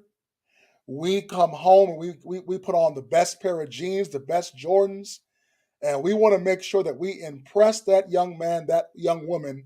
Well, really, it's a child, in middle school. We want to impress that person. And we go all the way through middle school and high school with all these likes and romanticizing and everything, and we put on the mask. Why? We don't want the young woman or the young man to know that my parents are divorced. Correct. We don't want them to know that I'm living in the hood in a rat-infested, roach-infested spot. Right. We don't want them to know that I haven't eaten in 3 days and the lunch at school is the only meal that I've had. Right. Right? So now, those circumstances are extreme. I'm just using them as examples, but I'm talking not about the circumstance.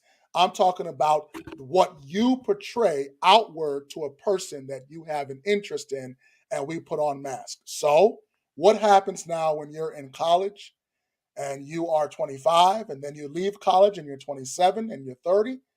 Anytime you get into those kind of relationships, what happens? We put on masks. We put on our best behavior. We don't want them to know that I'm living in a certain situation, that my bank account is zero. I'm living paycheck to paycheck, or I have in those desired communications I'm talking about that I don't want to address: divorce, single mom, single dad, domestic violence, addiction. I drank, I had sexual addiction, porn addiction, whatever. We put on masks to put on our best behavior for that significant other. Guess what? What I'm talking about is you need, in that 18 to 24 months, you need to start with removing those masks. You know what? Wow, this is okay. I want to say this, and then we're going to go to the fifth point, because this series that we're doing is so powerful. I dare say it's probably in the top 10 in our country, in our nation, when you deal with relationships, especially digging into the skeletons or the closed doors. Yeah, the closets. Closed doors and closets, right? Yeah, that's the right. Closets, yeah. Closets, okay, the closets, right. Thank you for that.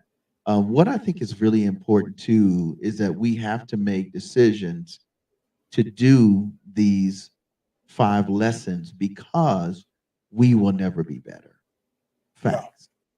And you can't expect your spouse, your girlfriend to accept this mess if you're not willing to change it and do whatever it takes to be different and better.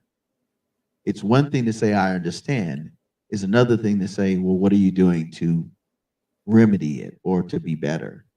And that's why this is so important. That's why we're doing what we're doing here at No More Dirty. That's why the session Bible Beats and Bars is so doggone important. Because I don't know how many people, we know a lot of people listen, but I don't know how many people are on their last leg in a relationship, Doc. Yeah. Just don't know. We don't know. Yeah. We do know they're drowning in the lack of information or misinformation, or just really not knowing what to do with the information. So thank you for sharing, man. Thank you for sharing. Yeah. And one last point, we'll go to number 5, is if you are on that last leg, if you are in that depression, anxiety, if you are in that, this is the last straw, get help, turn it around, sit down and communicate with, if you truly love the person you want to be with, and say, look, we have had this, few months or even a year, and we need help. Go on and get it. Find you a Symbis counselor, contact me.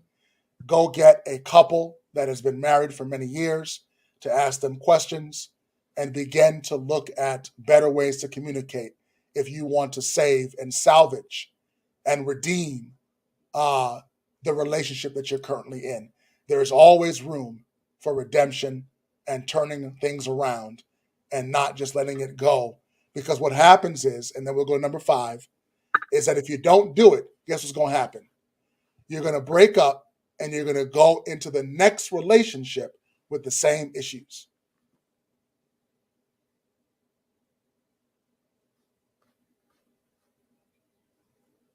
Let's see. Still there, Fred?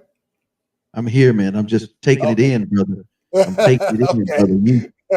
But it's just really important, man, because at the end of the day, if we don't really do what it takes, I mean, we do any and everything to get the bag. I'm gonna just be 100. We will do anything. We will sell our souls. We will say anything. We will wear anything. We wear nothing to get it. We will sleep with everybody. We'll get in a video and do everything under the sun. We will sell dope. We will compromise our integrity, our upbringing. We will do all of this stuff. Listen to me. We will do all of this stuff to get something temporal that depreciates. The minute you get this money, you got to be looking over your shoulder. Who's going to get me? How do I move this money around? How do I do this?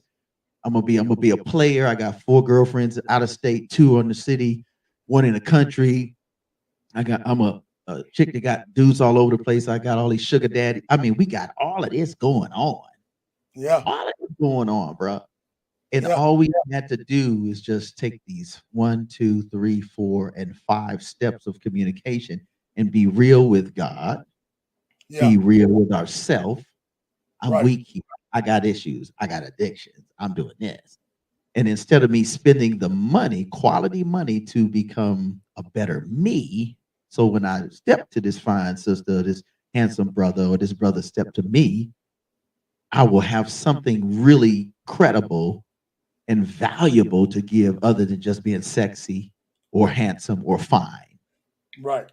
So this, what we're doing today, is crucial. Yeah. It is crucial. It is like, man.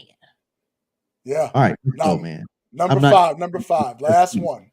This is also very important when we talk about even number 1, talking about plan sufficient time to talk and listen. Number 5, plan interactions that support dreams and goals. We all have dreams and aspirations. One of the best ways to build a strong relationship is to take time and support each other's goals, dreams, and hobbies. If your partner has an interest in art, then when gift giving time comes around, invest in some art and craft supplies. If there is a career interest in the law, then take time, a lunch date to the courthouse, and spend time watching legal dramas, shows, and films. If a partner likes to travel and would like to see the world, plan a trip to an exotic place on the earth or spend time watching the shows on world travel. Showing interest. Yes. That's good, man. Oh, yeah. Folk feeling you, bro. For real. Man. Showing interest in your partner's dreams, aspirations, and goals shows you care and are on the journey with them to mutual success. And Minister Fred, that's so important, so vital. One of the things I love about when I talk with my couples, I always ask that question as kind of a icebreaker for me. What are your interests? What are your dreams? What are your goals? What do you like to do? What are some of your hobbies that you like to do?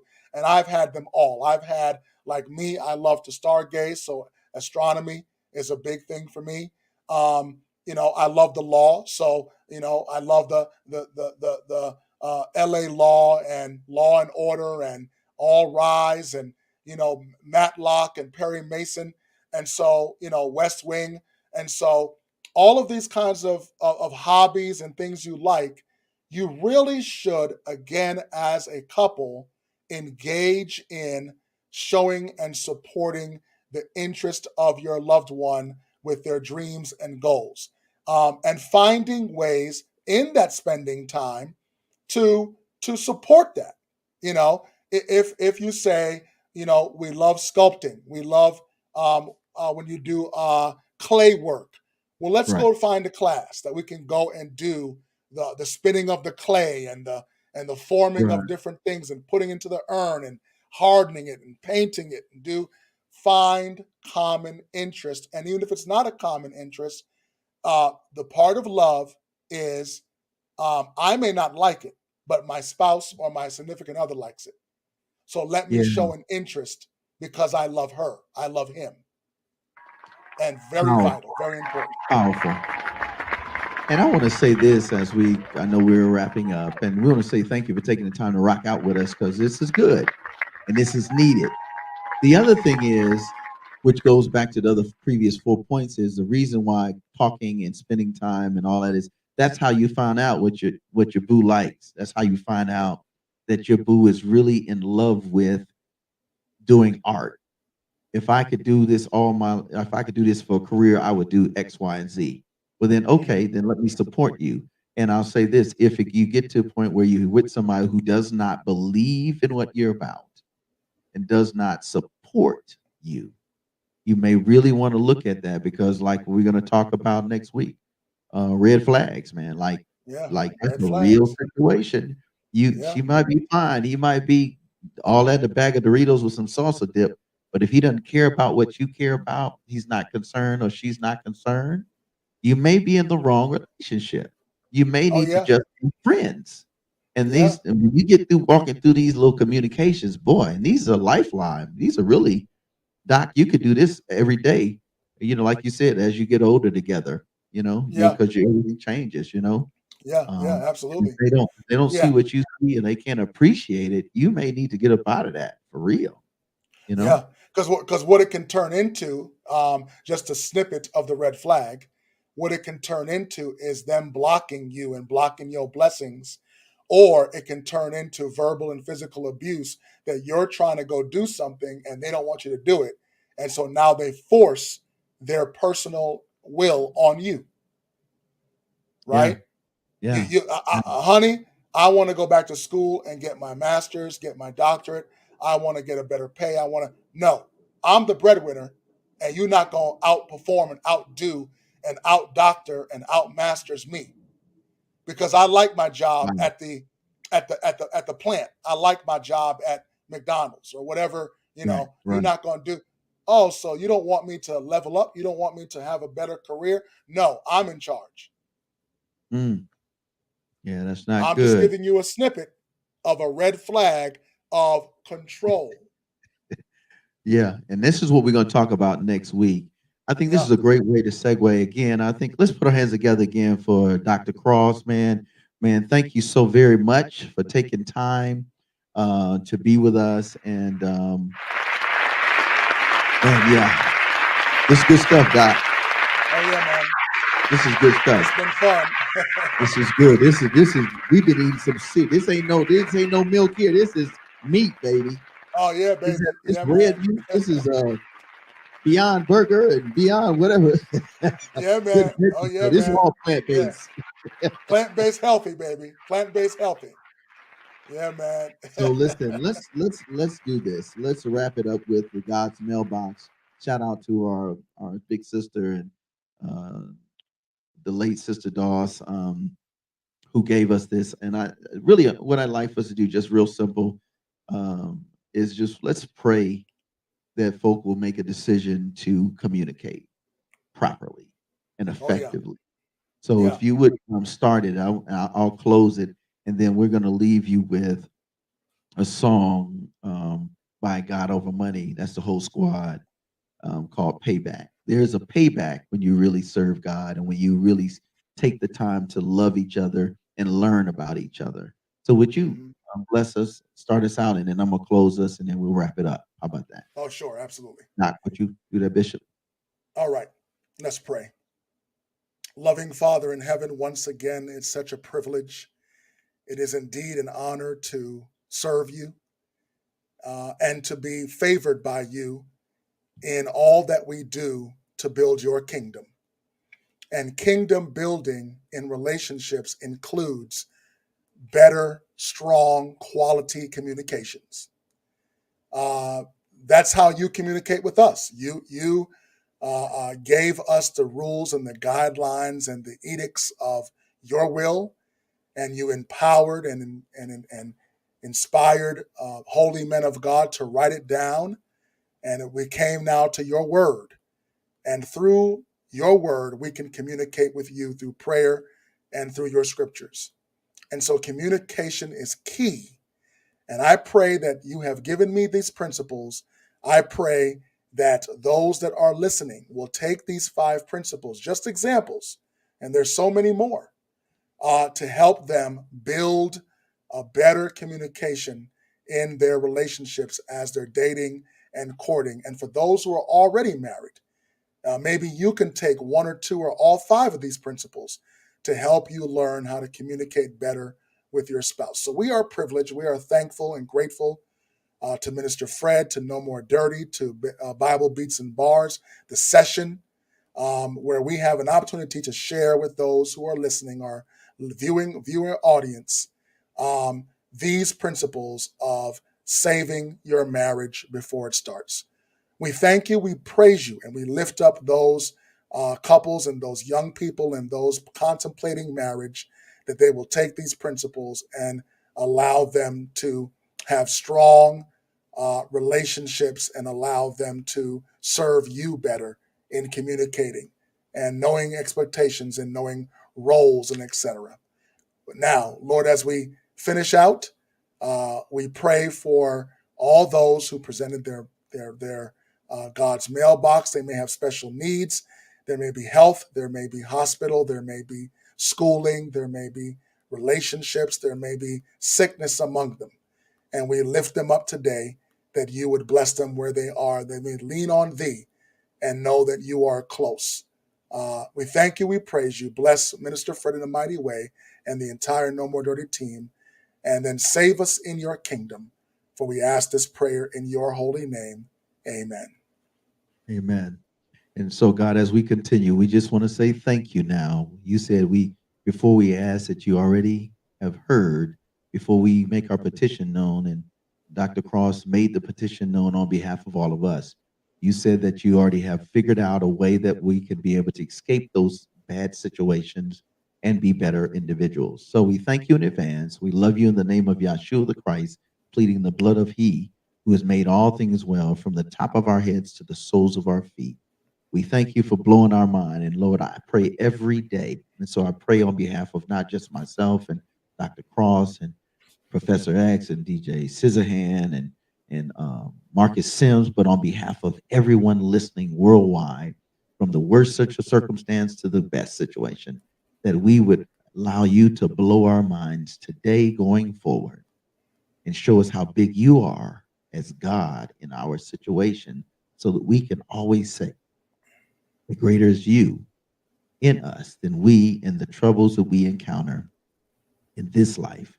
Because what's bound in heaven is bound in earth. And you always want good for us. So show us how to be good, how to live good, how to serve our loved ones and our boo and our bae the best way we can, in the name of Jesus, Yahshua the Christ of the Bible. Amen. Amen. Amen. Brother. Okay. We made it, brother. We made it. We made it. Listen, can you do me one favor? Can you go through, give them the 5 points that we covered?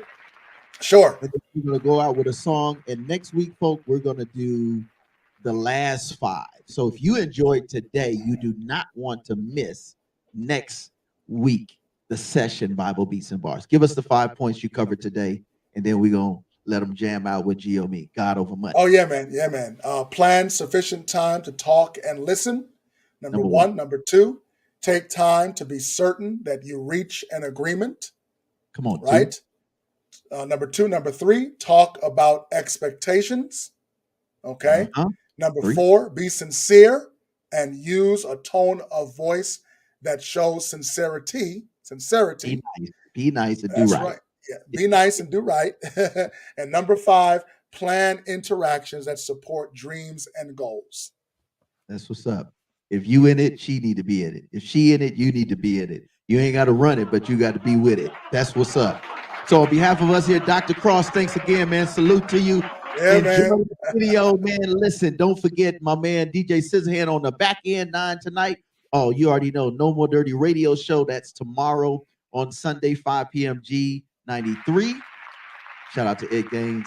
And at 6 o'clock, we up 103.1 worldwide on the web, nomoredirty.org. The podcast, No More Dirty Radio Show, Minister Fred 2 in front of it. And then listen, next week we're gonna announce we move to another. We got another big radio opportunity. We're gonna move on to. Oh man, I ain't gonna tell you till next week. Just next week, baby. Let's go. And don't forget to go and support us. Cash App, No More Dirty Inc. and nomoredirty.org. There it is. That's what it is on the screen. All right, man. Shout out to Professor X. Get us out of here, baby. I'm about to jump out my skin. I'm about to, man, communicate, baby. Communicate.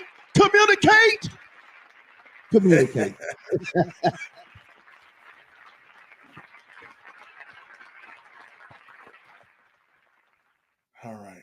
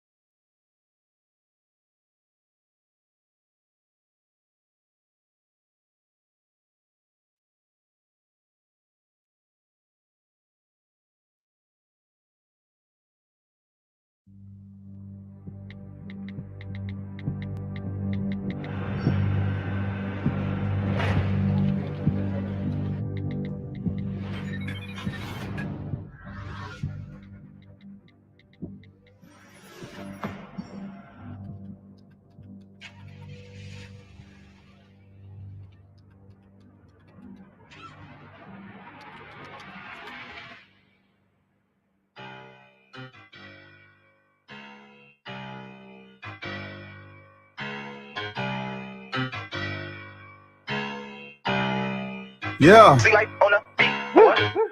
Running for the squad, push the rock like I'm Rondo. Holy Spirit living in my body like a condo. Covered by the blood in this mug like a poncho. Up another level on the devil, this that God flow. Christ came, tell him Christ reigns in the convo. I met my father, guess I gotta let my mom know. I met his daughter through that ring upon a pronto. If we the party, he the head, I'll call him honcho. Just the elevator, send the hater to the top flow. Tell the industry that busy me gon' pick a lock though. Kick it in when they see us, I bet their hearts will drop low. It's real hip hop, bro. They say it's not though, but God told us preach is gospel and we will not fall.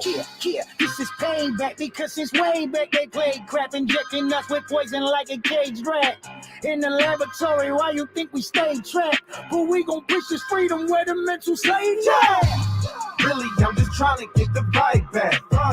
This is on my mind, it be like that. Geo weapon life, we don't hide that. Messenger for Christ, I'ma die that. You're hating on the squad, dialing way back. I just talk to God, we go way back. This for the Lord's trying to find a way back. Riding on the devil, call it payback. Got that that living water all around me, get a wash though. We gon' shine brighter, auto body like a car show. I said auto body, hold up, Bobby, that's a bar, bro. Ricky Bobby, hold up, copy, that's a car. My new life better than my old one. I was looking for the static back in 01. I was living hella tragic, having no son. Drew to Christ, knew the life, I ain't gotta own none. Ain't nothing like no debt, but my nail net like not yet. Bills coming on the field running, but still nothing, but we don't quit. A lot of y'all in your bag. Right away, get the two-step. When the squad getting that two-deck, we got it on lock like a vice grip. I got a mission, I reside. But the truth is, I recline. When it's finished, till that time I play my part, I go AI. Got no time for pretty pie. I don't eat that, give me rye. The light, my appetite, the truth, the light be the fuel for the payback. I was deep in evil with my carcass. He released the noose beneath my conscience. He removed the tool to help me bondage. He rebuked the foolish and the nonsense. Facing death, the faith, we got to shake that. Fear, we gain the grace beyond the paycheck. Armored up, we fighting time for combat. Devil man, Really, I'm just trying to get the vibe back. Jesus on my mind, it be like that. Geo went for life, we don't hide that. Messenger for Christ, I'm a guy that. You're hating on the squad, dialing way back. I just talked to God, we go way back. Just for the love, trying to find a way back. Riding on the devil, call it payback.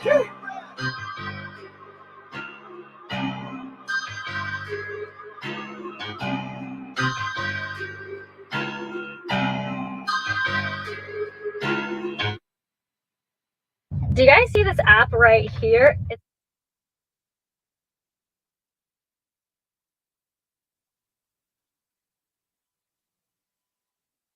Christ made us clean.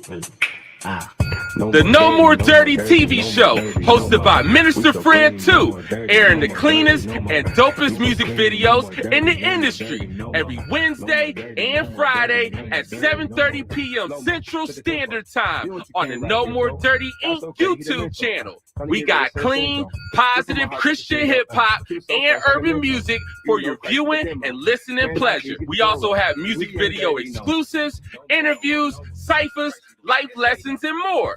Make sure to follow us at Minister Fred 2, at No More Dirty Inc., and at No More Dirty Radio Show. For more information, email us at info@nomoredirty.org or call 256-698-9749. The No More Dirty TV show. Connect with us and tune in.